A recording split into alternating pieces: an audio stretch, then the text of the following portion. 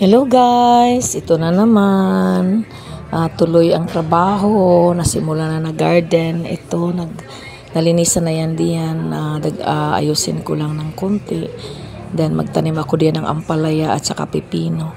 Maganda po yan kasi mataba yung lupa. Diyan po namin nilagay dati yung aming 45 days na manok. So mayroong mga itim, ano diyan, yung dumi ng manok. So, sana mataba yung magiging resulta sa tanim natin na ampalaya diyan. And then si Pastor Mike, tuloy-tuloy din ang kanyang paglilinis.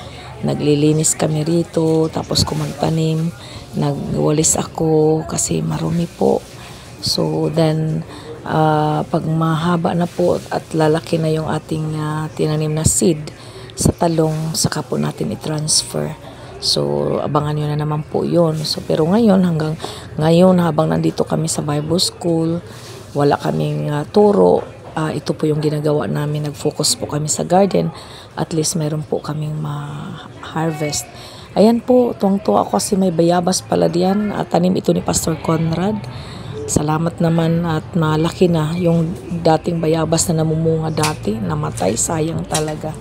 Pero yan po, sabayan nyo kami. Tingnan nyo po yung aming ginagawa ni Bishop, ni Pastor Mike dito. Yan po, God bless po. Salamat again sa patuloy na panunood.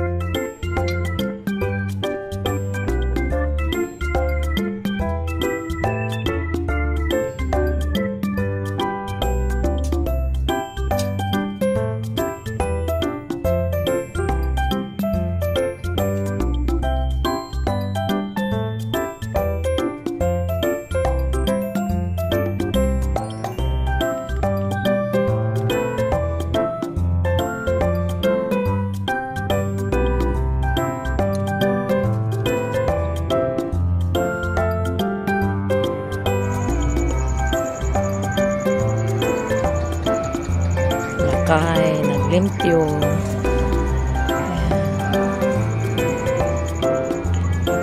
Dito rin magtanong ng ampalaya.